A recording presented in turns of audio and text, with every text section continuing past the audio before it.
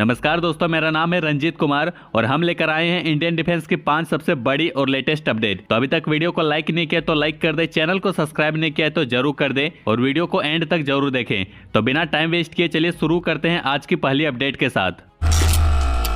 दृष्टि 10 ड्रोन जो Indian navy की एक्सेप्टेंस ट्रायल्स में था, पोरबंदर गुजरात के किनारे क्रैश हो गया। ये drone Adani defence and aerospace द्वारा ऑपरेट हो रहा था जब इसमें कम्युनिकेशन का लॉस हो गया और इसके बाद ये क्रैश हो गया। हर्मिस 900 जो इंडिया में दृष्टि 10 के नाम से जाना जाता है, एक medium altitude long endurance UAV है जो इजराइल की एल्बिट सिस्टम के लाइसेंस पर अडानी ने बनाया है। ये ड्रोन इंटेलिजेंस, सर्विलियंस और रिकॉनेसेंस के लिए डिजाइन किया गया है और इंडिया की मैरीटाइम और बॉर्डर सिक्योरिटी में एक इंपॉर्टेंट रोल प्ले करता है। इस क्रैश से कई तरह के सवाल उठ रही है क्योंकि ये तब हुआ जब इंडियन नेवी ने इमरजेंसी प्रोक्योरमेंट के तहत 2 दृष्टि 10 ड्रोन को ऑलरेडी इंडक्ट कर लिया था और इंडियन आर्मी ने भी पाकिस्तान बॉर्डर पर सर्विलेंस को बढ़ाने के लिए 2 ड्रोन्स ऑर्डर किए थे। इस घटना से ये सवाल उठा है कि क्या ये एडवांस ड्रोन अपने एक्सेप्टेंस ट्रायल्स के दौरान रिलायबल और ऑपरेशनली रेडी है।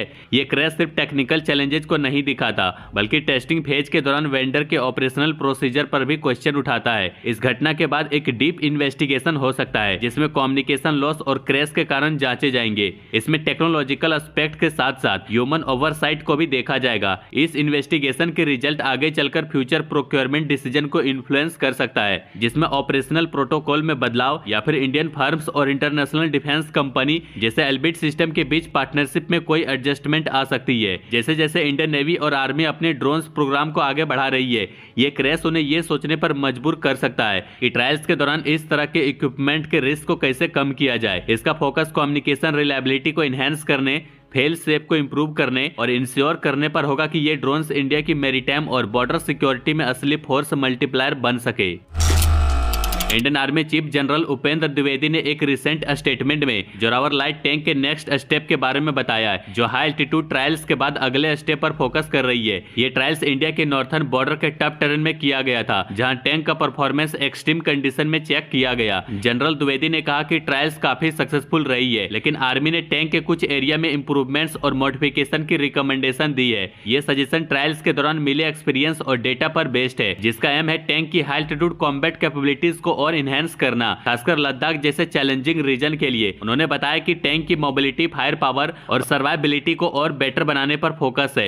ये इंप्रूवमेंट्स इंश्योर करेगा कि जोरावर न सिर्फ हार्श और हाई एल्टीट्यूड एनवायरमेंट्स के लिए सुटेबल हो बल्कि मल्टीपल थ्रेट्स को हैंडल करने के लिए भी वर्सटाइल हो। टैंक को मॉडर्न वार सिनेरियो में ज्यादा इफेक्टिव बनाने के लिए ये मॉडिफिकेशन किए जाएंगे। इसलिए जोरावर लाइट टैंक को अब चेन्नई भेजा जाएगा जहां इन इंप्रूवमेंट्स को इंप्लीमेंट किया जाएगा। चेन्नई को डिफेंस मैन्युफैक्चरिंग हब के रूप में जाना जाता है और ये सिटी इस प्रोजेक्ट का अगला फेज हैंडल करेगी। जनरल द्विवेदी ने कहा कि टैंक्स को जल्दी चेन्नई भेजा जाएगा फॉर मॉडिफिकेशन। चेन्नई में टैंक का टीम इनहेंसमेंट करेगा जो फ्यूचर ऑपरेशन के लिए इंपॉर्टेंट है। मॉडिफिकेशन के बाद आर्मी टैंक के आगे की ट्रायल्स 2025 और 2026 में करेगी। ये ट्रायल्स काफी इंपॉर्टेंट होंगे जिसमें किए गए इंप्रूवमेंट्स को वैलिडेट किया जाएगा। ट्रायल्स को अलग अलग एल्टीट्यूड और क्लाइमेट कंडीशन में किया जाएगा ताकि टैंक की रिलायबिलिटी और अडेप्टेबिलिटी को फाइनलाइज किया जा सके। यह स्टेप इंश्योर करेगा कि जोरावर टैंक आर्मी के आर्सेनल में बैटल रेडी हो।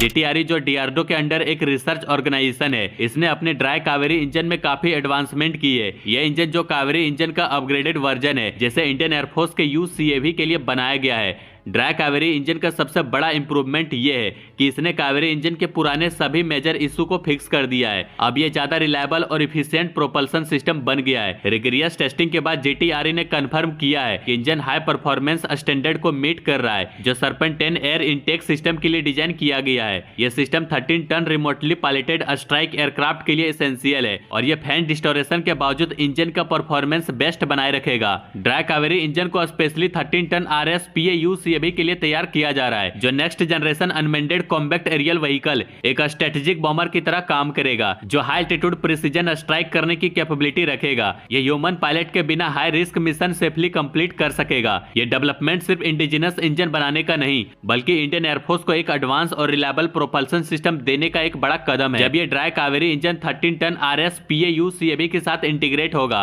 तो इंडियन एयरफोर्स की एयर कॉम्बैट कैपेबिलिटी काफी बढ़ जाएगी। यह यूसीएवी इंडिया की अनमेंडेड सिस्टम में कैपेबिलिटी दिखाएगा और टेक्नोलॉजी के फील्ड में एक बड़ा ब्रेक थ्रू होगा। इस इंडिजिनस इंजन का सक्सेस इंडिया के डिफेंस सेक्टर के आत्मनिर्भरता और एडवांस टेक्नोलॉजी के डेवलपमेंट में एक नई मिसाल बनेगा।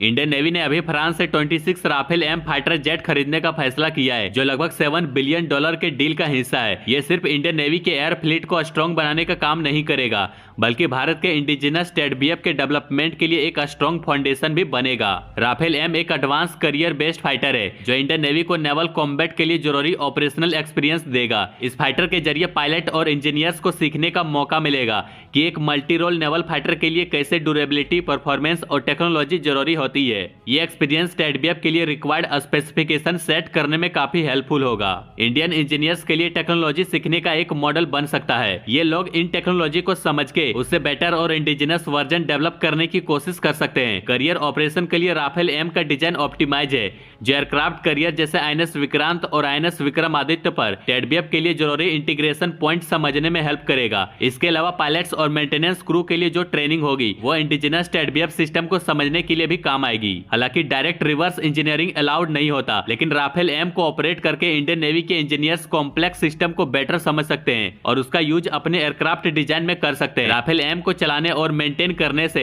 एडवांस मेंटेनेंस और लॉजिस्टिक प्रैक्टिस सीखी जा सकती है, जो टेडबीएफ प्रोग्राम के लिए स्ट्रीमलाइन सप्लाई चेन और एफिशिएंट मेंटेनेंस प्रोटोकॉल बनाने में हेल्प करेगी। मतलब ये कि इस डील से राफेल एम से नेवी को एडवांस कैपेबिलिटी तो मिलेगी ही, साथ ही भारत का इंडिजिनस फाइटर जेट प्रोग्राम और भी स्ट्रॉन्ग बनेगा।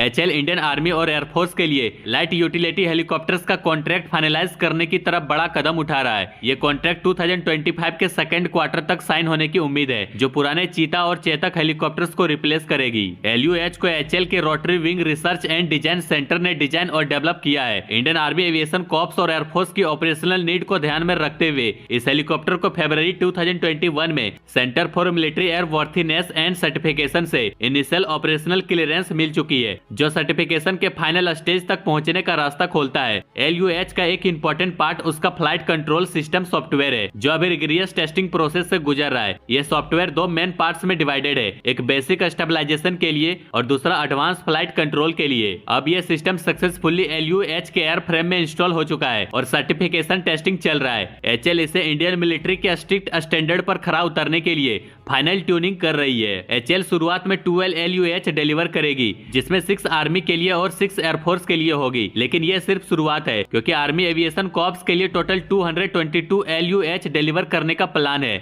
अभी 110 एलयूएच के लिए नेगोशिएशन चल रही है और कॉन्ट्रैक्ट फाइनलाइज होते ही एचएएल प्रोडक्शन फास्ट करेगी, ताकि इंडियन मिलिट्री की डिमांड पूरी हो सके। यह हेलीकॉप्टर देश की जरूरत को ध्यान में रखते हुए बनाया गया है और नई टेक्नोलॉजी के साथ इंडियन फोर्सेस के लिए एक बड़ा बूस्ट होगा। इंडिया के मिलिट्री मॉडर्नाइजेशन पर अपडेट्स के लिए बने रहिए। बाकी लाइक एंड सब्सक्राइब जरूर करें।